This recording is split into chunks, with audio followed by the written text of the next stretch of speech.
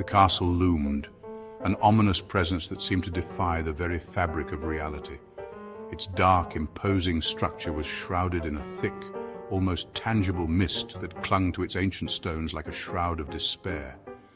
The air around it was heavy, laden with the weight of countless untold stories and forgotten sorrows. A monolith of shadow against the bruised twilight, it stood as a silent sentinel, watching over the desolate landscape. The sky, painted in hues of deep purples and blues, seemed to bruise and bleed as the sun dipped below the horizon, casting long, eerie shadows that danced and flickered like ghostly apparitions. It perched atop a desolate crag, stark against the unforgiving landscape. The cliff itself was a jagged scar on the earth, a testament to the relentless forces of nature that had shaped it over millennia. The castle, with its towering spires and crumbling battlements, seemed to merge with the rock as if it had grown from the very bones of the earth. Jagged teeth of stone scraped the sky as if trying to claw their way back into the heavens. Each tower, each spire was a monument to the ambition and hubris of those who had built it, reaching ever higher in a futile attempt to touch the divine. The stone was weathered and worn, bearing the scars of countless storms and the passage of time. The wind howled through the crumbling battlements, a mournful symphony of despair. It carried with it the echoes of the past, the whispers of those who had once walked these halls. The sound was a haunting melody, a reminder of the lives that had been lost, the dreams that had been shattered, and the hopes that had been dashed against the unforgiving stones. The castle was a testament to forgotten terrors, steeped in an oppressive silence that spoke volumes. Every stone, every shadow, seemed to hold a secret, a fragment of a story long forgotten. The silence was not merely the absence of sound, but a presence in itself, a heavy, suffocating force that pressed down on the soul and filled the heart with dread. Its walls, scarred and weathered, bore witness to centuries of decay and whispered tales of unimaginable horrors. The stones were etched with the marks of time, each crack and crevice a testament to the relentless march of history. The walls seemed to pulse with a life of their own, as if the very fabric of the castle was imbued with the memories of those who had lived and died within its confines. An unnatural chill hung heavy in the air, a palpable presence that sent shivers crawling down the spine. The fog that surrounded the castle was thick and impenetrable, a living entity that seemed to breathe and shift with a will of its own. It wrapped around the ancient stones like a cold, clammy hand, seeping into every crack and crevice and filling the air with a sense of foreboding and dread. The rusted iron gate creaked open with a groan, as if disturbed from a nightmare. Inside, a labyrinth of cobwebbed corridors awaited. Each step echoed in the oppressive silence, the sound swallowed by the thick, dust-laden air. Shadows danced in the faint moonlight that filtered through the shattered windows, taking on menacing forms. A sense of dread permeated the very stones, whispering tales of unimaginable suffering. The air was heavy with the weight of countless forgotten tragedies. The scent of decay clung to everything, a musty metallic tang that spoke of violence and bloodshed. 3 figures stood silhouetted against the dying light. Ethan, the historian, his face etched with scholarly curiosity. Olivia, the architect, her gaze sweeping over the crumbling facade with professional interest. And Daniel, the skeptic, his arms crossed, trying to appear unaffected by the palpable sense of unease. They were drawn to the castle's mysteries, oblivious to the darkness that awaited. Ethan, his eyes gleaming with excitement, adjusted his spectacles. Olivia, her notebook in hand, meticulously documented the architectural details. Daniel, though outwardly calm, couldn't shake the feeling of being watched, his hand instinctively hovering near the hunting knife strapped to his thigh. As they approached the ancient structure, Olivia's mind raced with thoughts of its historical significance. She could almost hear the whispers of the past echoing through the stone walls. Her fingers traced the intricate carvings, each one telling a story of a bygone era. She was determined to uncover every secret the castle held, her passion for architecture driving her forward. Daniel, on the other hand, remained skeptical. He had always been the realist of the group, questioning everything and trusting nothing. The castle's eerie presence did little to quell his doubts. He couldn't help but feel a sense of foreboding, as if the very walls were watching them. His skepticism was his shield, but even he couldn't deny the strange energy that seemed to pulse through the air. The trio moved closer to the castle, each step echoing in the silence of the night. The moon cast an eerie glow on the ancient stones, making the shadows dance around them. Ethan's excitement was palpable.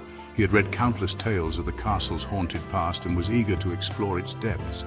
He believed that within its walls lay the answers to many historical mysteries. Ethan's enthusiasm was infectious. He adjusted his spectacles, the gleam in his eyes reflecting his insatiable curiosity. He had spent years studying ancient texts and artifacts, and this castle was the culmination of his life's work.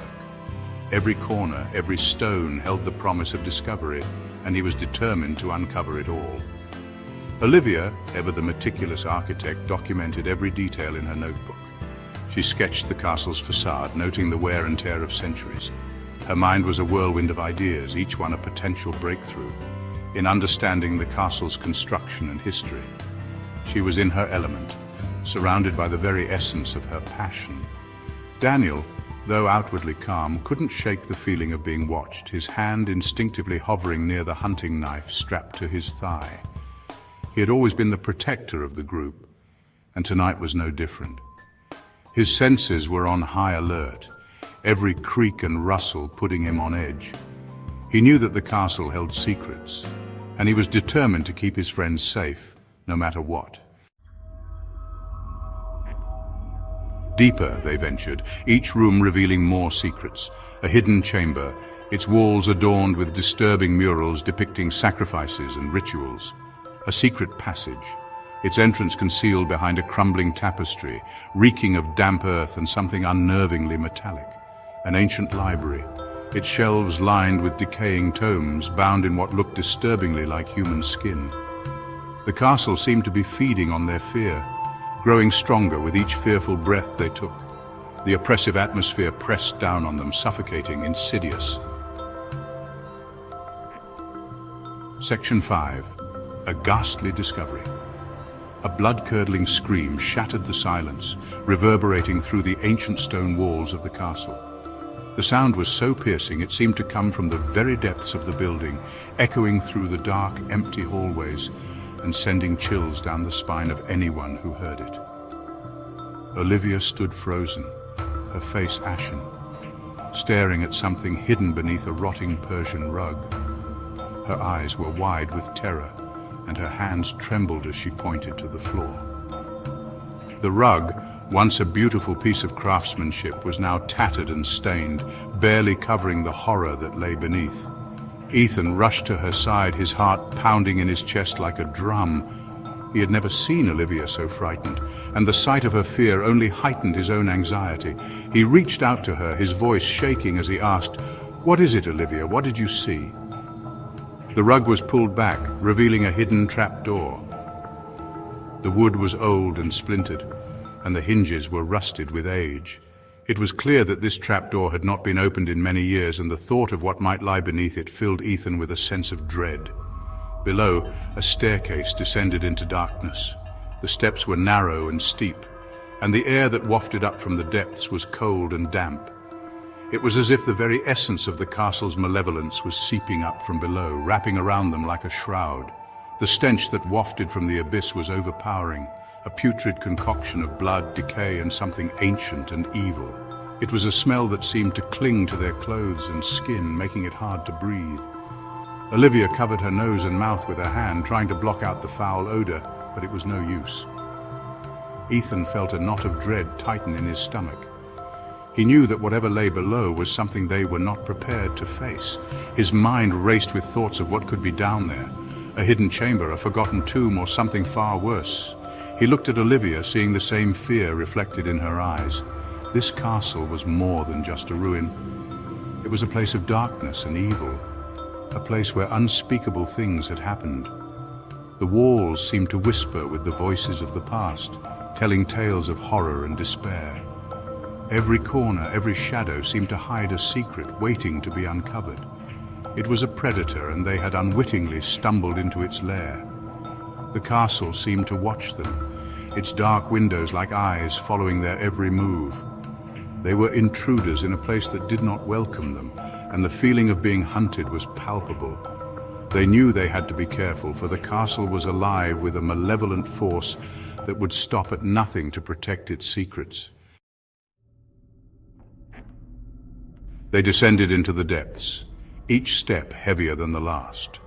The air grew colder, thick with the weight of centuries of suffering. The flickering beam of their lantern illuminated a vast chamber, its walls slick with a viscous black fluid. Iron chains hung from the ceiling, ending in rusted manacles. Bones, picked clean and scattered, littered the floor. The chamber reeked of death and despair, a charnel house of forgotten souls. Ethan deciphered an inscription on the wall, his blood running cold. It spoke of a pact, a dark bargain struck between a desperate king and an entity of unimaginable power. The castle, it seemed, was not just haunted. It was sustained by blood, its very foundations thirsting for the life force of the living. The castle, it seemed, was not a passive observer to the horrors it contained. It was an active participant, its thirst for blood insatiable, its hunger never truly sated. Panic surged through them. They had to escape, to break free from the castle's grip, but as they turned to flee, they found the entrance sealed, a wall of solid rock where the staircase had been. They were trapped, prisoners in a tomb of their own making. The castle had them now, its presence growing stronger, feeding on their terror. They could feel its malevolence closing in, a suffocating wave of dread that threatened to consume them entirely. The castle stood triumphant, its silhouette a jagged wound against the rising sun. The inscription now burned into Ethan's memory, echoed in his mind. Its thirst can never be quenched. He had escaped the horrifying truth of the castle, a brand on his soul. But the castle remained a silent testament to his harrowing experience. And somewhere, deep within its bowels, a low guttural chuckle echoed through the empty chambers. The castle that drank blood had claimed new victims, their life force feeding its insatiable hunger. The curse, it seemed, would endure,